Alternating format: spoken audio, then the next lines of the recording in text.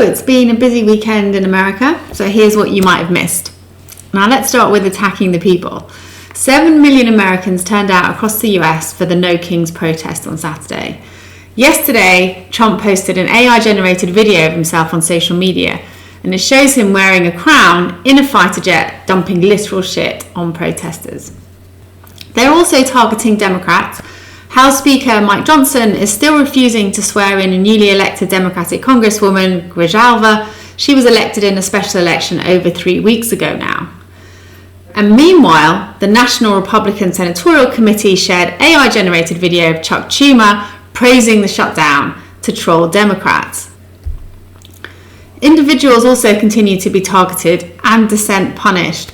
So Trump had been trying to indict New York State Attorney General Letitia James, who had led investigations against him in the past, for a while in September on the spurious grounds of mortgage fraud.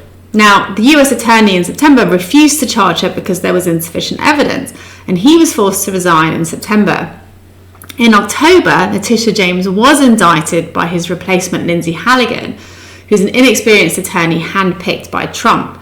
And then on Friday, Halligan fired 2 more experienced prosecutors who had previously rejected Trump's pressure to charge Letitia James. And then Republican lawmakers asked the Department of Justice to investigate former special counsel Jack Smith, and this comes just a day or two after Trump publicly called for Smith's prosecution in the Oval Office. Moving on to nationalism, on Friday, the Justice Department lawyers asked the Supreme Court to allow National Guard deployment in Chicago, which sets up a really high-stakes test for the court on whether they would allow Trump to deploy troops to US cities against the will of those states and the city mayors. And then yesterday, Trump reiterated his intention to send troops to San Francisco. There are also a couple of things that happened in science and the environment. So the first is that there was an international meeting on shipping, and the idea was to introduce a global fee on emissions from shipping cargo, but the US vetoed it despite widespread support for the measure, which obviously sets back efforts against climate change.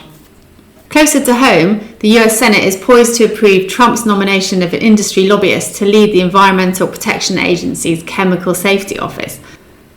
If that person is confirmed, it means that the top 4 office positions at the EPA in toxins will be held by former chemical industry lobbyists.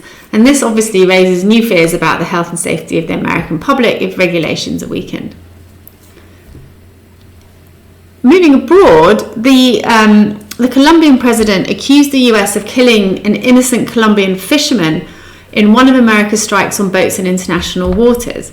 Now, in response, Trump lashed out at the president and threatened to cut aid to Colombia, which, by the way, is intended to fight the drug trade. And after this, Defense Secretary Hegseth announced a 7th US military strike on a boat in international waters, which killed another 3 Colombians. And finally, let's just end with a bit of favouritism.